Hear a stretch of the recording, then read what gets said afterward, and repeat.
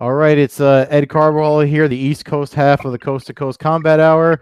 We have returning author Lee Daley, whose book has finally been released on Amazon. Uh, Before a Fall: A History of Pride Fighting Championships, and I just started reading it. So, Lee, how's it going so far? How's the book release? Yeah, really pleased with that. And yeah, look, the most gratifying part of it has been just hearing feedback from people. People are really reacting really positively. You never know how these things are going to turn out, but so far it's been really great to see the reaction, and also stuff I was looking for myself, things that I included in the book very consciously. Like the history of Japan and how that influenced Pride. People are really telling me, that's kind of what interested them with the book, and they're really reacting well to that. So it's so good to, put something out there and get a reaction like that. Yeah, and it's you mentioned that, and we were talking about it before we started recording. I'm sorry Matt couldn't make it because obviously with the time difference, he couldn't get on air. I'm probably going to record with him later, but uh, the funny thing about it was obviously I just finished covering Bellator 207, Bellator 208, and Fedor just fought, and Fedor is kind of synonymous with Pride Fighting Championship. So did you? I'm pretty sure you didn't plan to release to fall in line with the week that he fought. It kind of just all came together, or did you plan it?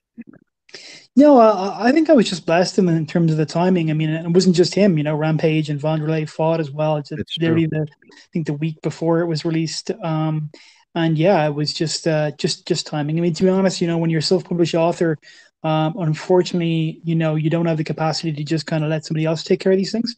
So I Mhm. was kind of forced to kind of put it out there, just because I've got other obligations I need to take care of, and I wanted to get it out there and have people take care of it. But yeah, in terms of the significance of things and the timing of it, yeah, it couldn't have worked out better in that respect. And as I said on Twitter, I think just there, it's crazy to think that Fedor dominating fights, and he did dominate Chael. There's no doubt about that. It's not just historical record; it's news. So it's so crazy how these things kind of come full circle. And yeah, really happy that whilst his legacy, I think he's fighting for his legacy, is on the line. It's so good to sort of have something out there that I feel captures a little bit of that legacy as well. Yeah, and like I said, it really is a page turner. I know we had talked privately before I left to hit the road to do the double events because both events were like 150 miles apart. So I spent a lot of time on trains and Uber and stuff like that just to get to and both things and cover it. And I had mentioned to you or Matt, I forgot who I said it to, was that I was going to read it on my travels while I was stuck on a train, and rushing to catch the first train, I forgot to book in my apartment. So I was like really upset because I knew I could have finished reading it because my what I was going to do was read it and gift it to Scott Coker. I don't know if you saw the interview I had with him, but he's really a hardcore fight fan. I feel like this book is something that he would really appreciate, especially if you saw. I don't know if you saw the interview I did with him on Sherdog, where he wants to have a Ryzen champ versus Bellator champ type of event. Did you have a chance to see that or no? I didn't, but I do know they collaborate a little bit. Yeah. Yeah, so they're on good terms, and obviously the Sakaki Bara that used to run Pride runs Ryzen, and he put the challenge out there. The video's on my Twitter. If you haven't seen it, I just put the clip of him calling out Sakaki Bara about like let's get this done. But like that's one of the things you mentioned in the book too about how the transition from like the entertainment spectacle that people turned combat sports into. The chapter I'm in anyway. Um, uh, it's just like it seems like Coker and Bellator has an appreciation for that type of MMA to try to introduce it to the current fan base. And I feel like just with the success of the sport now, I feel like now's the right time to do it. And the book comes out at such a perfect time because now with Fedor fighting and winning, like you said, Rampage, and I think people are going to ask, like, why do people keep bringing up Pride? Especially the new fans, are like, what's this Pride thing I keep hearing about? And your book is kind of like right there for them to learn about it. So I don't know if that was your plan, but it's definitely a history book for MMA to add to the collection of the many that I've read. So thank you so much for writing it. Um, What was the crowdfunding process like? I know towards the end it was a little bit sweating bullets for you. Yeah, I mean, it got there, and I gave myself a pretty ambitious target. I gave myself 3 weeks, and maybe 4 weeks would have been better. But no, I was just really, really grateful. There's a lot of great support from people like yourself, who, and in fairness, I'm owed nothing. I don't, I really don't sort of see this as my right to kind of get attention or for people to put down their hard-earned money on the book. I just kind of put it out there as a fan and felt that I put effort into it, and people were very generous in terms of their response. So that's what you saw with the crowdfund, was people really kind of digging into their pockets and yeah, getting it over the line. And for me, I haven't really done this for the money.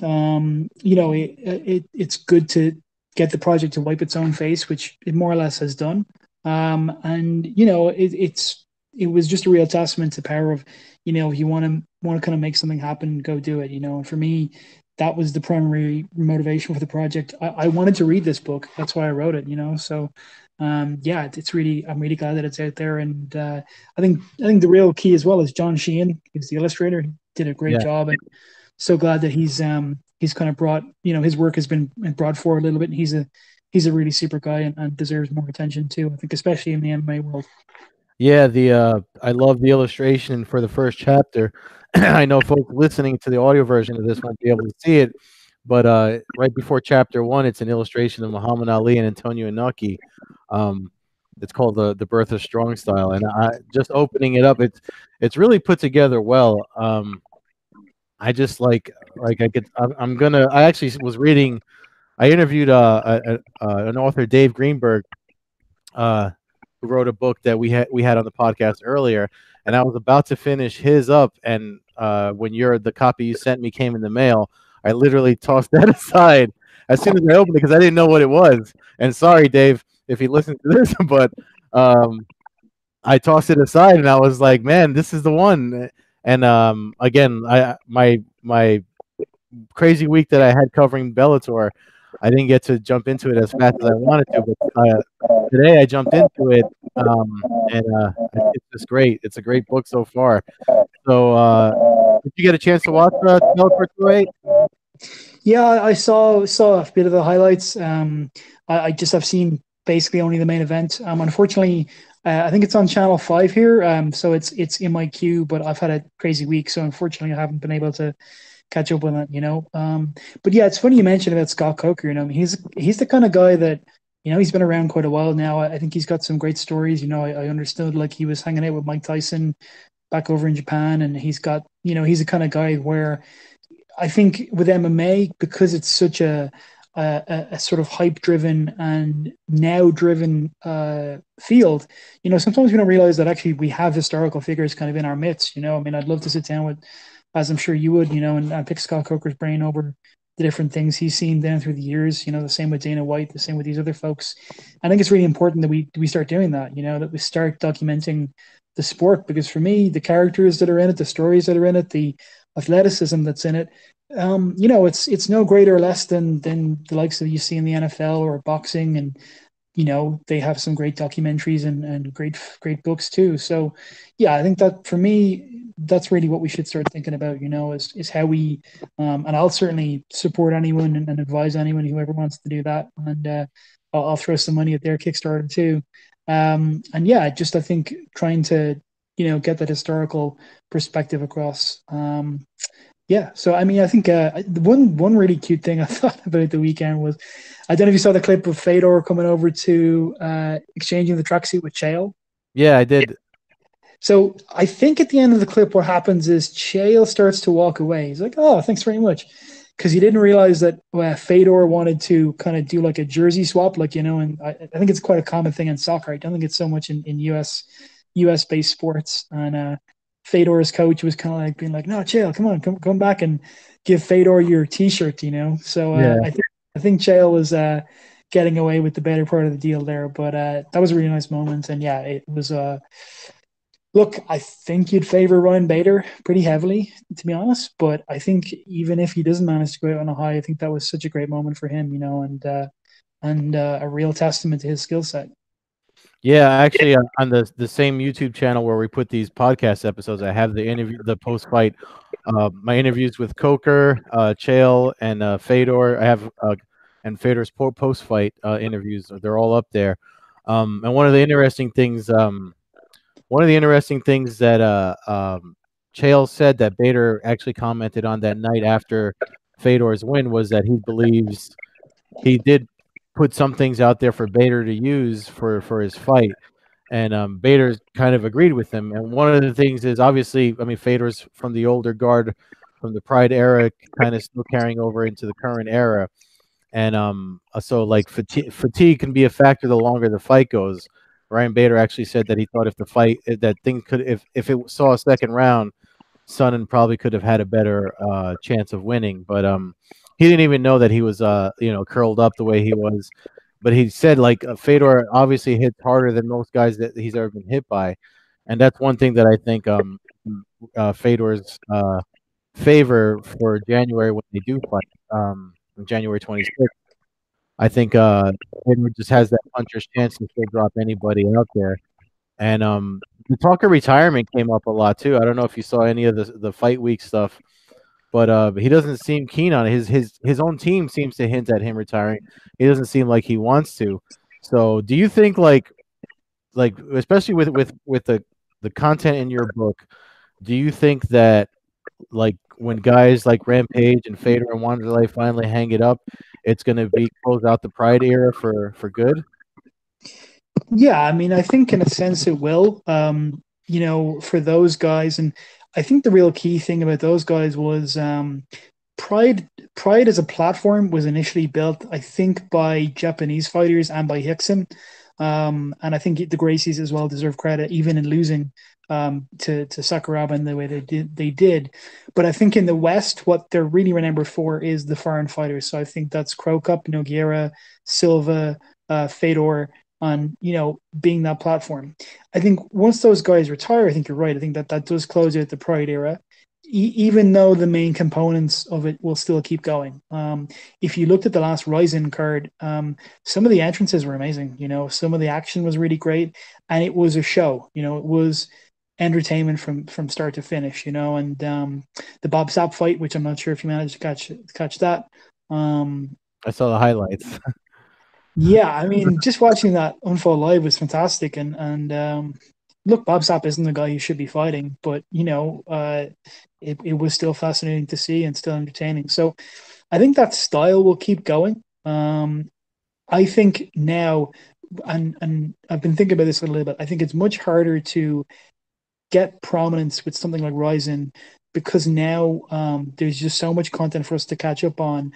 Unlike back in the day when you had maybe like one UFC tape and one Pride tape every 3 months that you had to catch up on.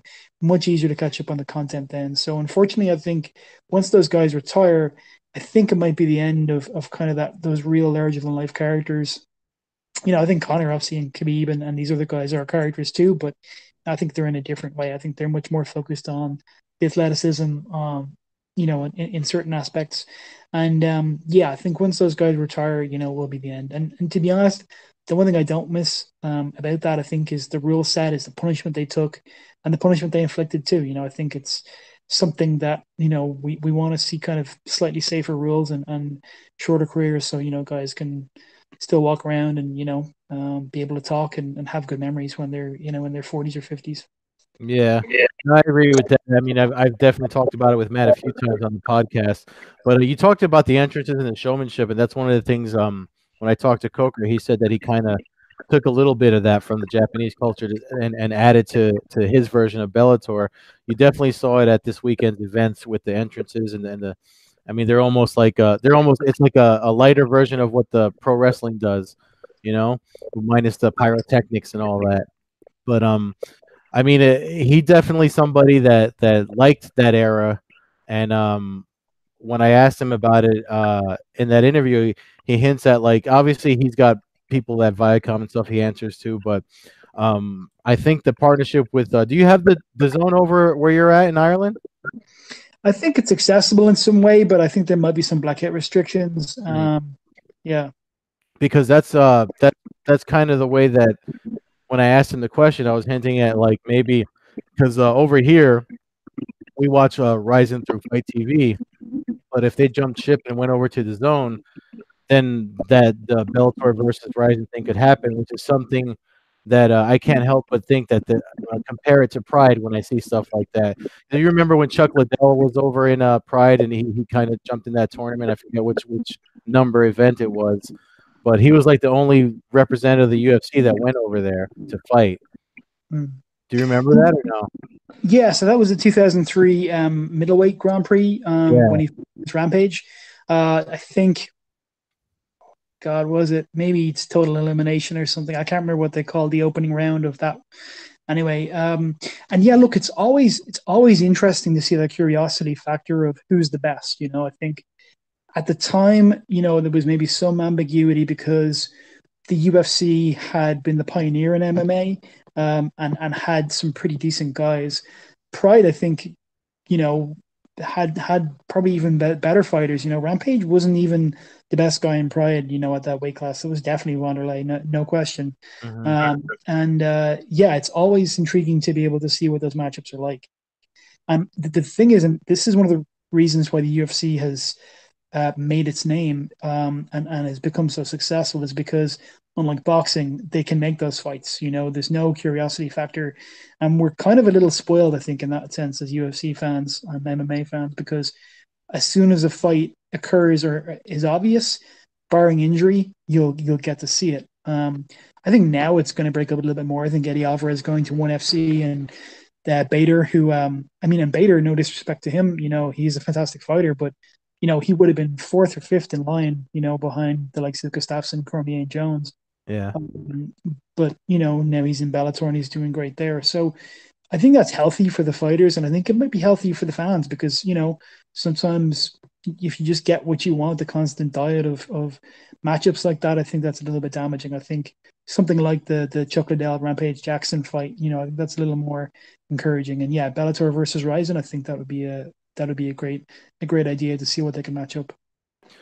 Really quick, what do you think? What is your opinion of Liddell and Ortiz coming back and fighting? They just released that card last night. I saw the lineup, but it just seems that seems like an odd matchup to bring about. It doesn't seem to have the same, not the same like interest as having Fedor in this tournament, stuff like that. What's your opinion on it?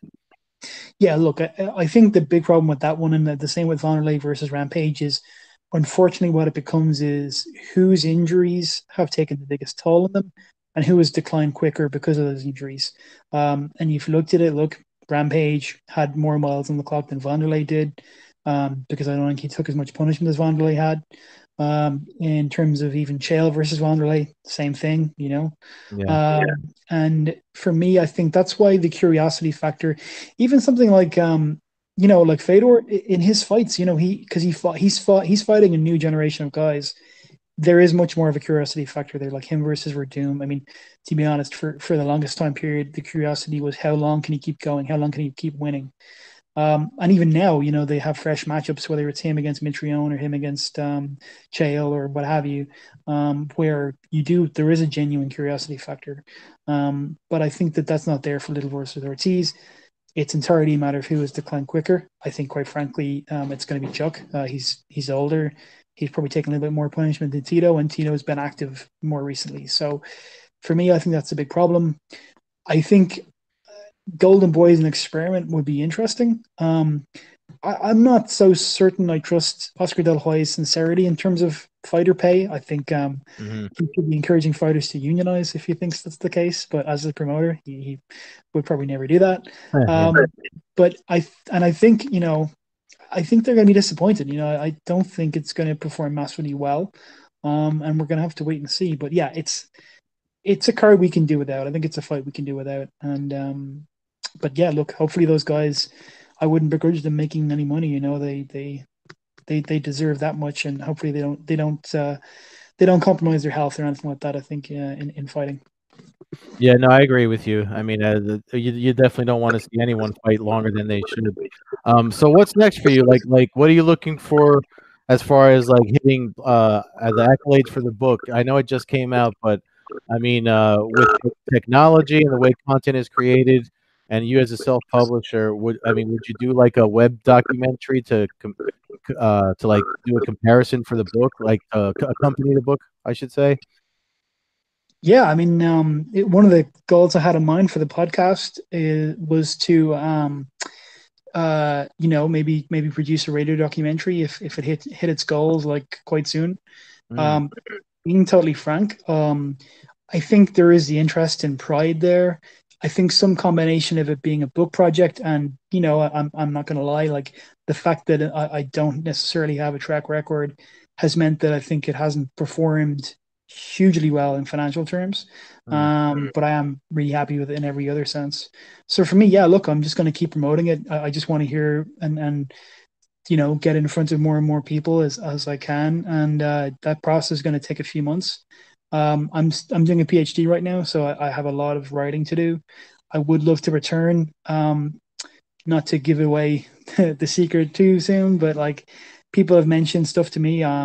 Strike Force was a topic that somebody brought up. Oh, Pancras was one that kind of interested me, maybe. But to be honest, I think it would also be a thing where I want to make sure that people are interested in reading these things and interested in engaging with them. And yeah, I think a documentary or something I think might be something that would be interesting to do. But there's only so many hours in a day too, so we'll see yeah. how it goes.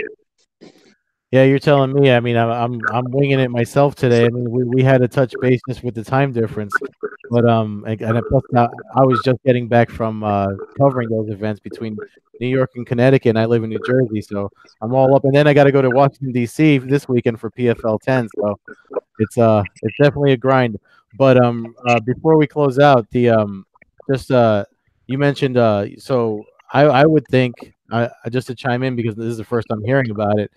I would think that the Strike Force one would probably gain more interest than Pancrase because Pancrase might be a little too way back for the people that are watching that have an interest. Only because like if you look at a lot of the like Daniel Cormier is holding two titles, and he's it's the connection to him and Grand Prix tournaments and the titles he's holding and held.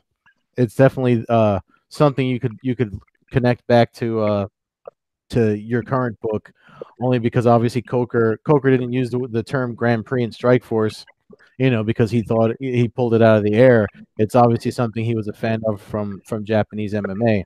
So that might be something you might want to start making your bullet points on, or building building your skeleton of the book while you're doing your PhD.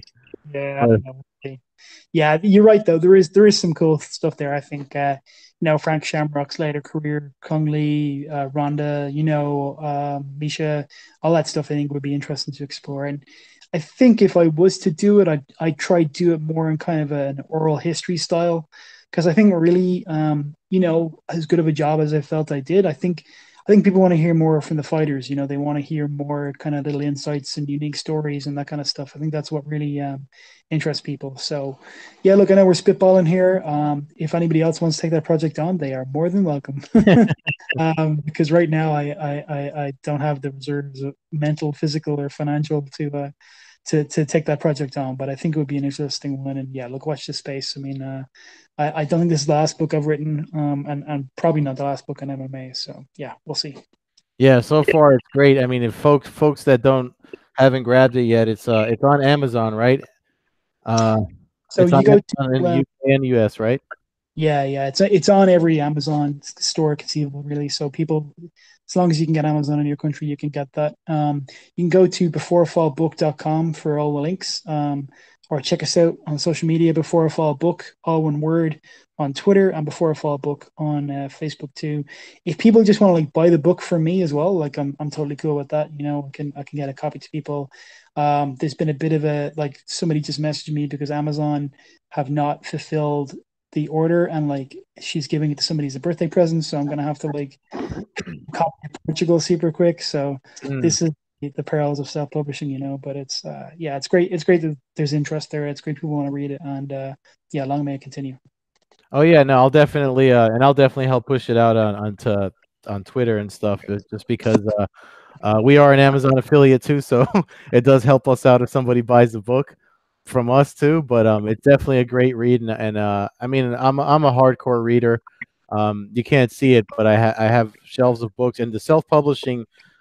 That's definitely the way to go these days to get the best books coming out now are self-published. I had a long conversation. I don't know if you've read comic books and stuff, but Todd DeZago, who's a longtime author for Spider-Man and for Half-Nots, I had a long conversation with him about self-publishing back when I covered I was a comic book convention here in the East Coast, and that's definitely the way to good books are coming out by authors putting them out themselves. So I hope that helps motivate you while you're doing your PhD to keep the other book in the back of your mind. But I appreciate you reaching out, man, and doing this with me. I really like the book, and I am going to do a full. I've done written reviews for every book I've read, especially with the authors I've had the pleasure to interview and know. So that'll be coming up on the Blogboard Jungle website soon. Thanks, Ed. I really appreciate it. And yeah, thanks for everything, and thanks for your support. No problem. Anytime. I mean, anytime you want to come on and push stuff, definitely let us know. We're happy to have you. I know it's late over there for you in Ireland, so I'll be in touch though, and again I'll help any way I can help promote the book. I'll help you do it. Thanks, Ed. All right. Take care. Take care. You too.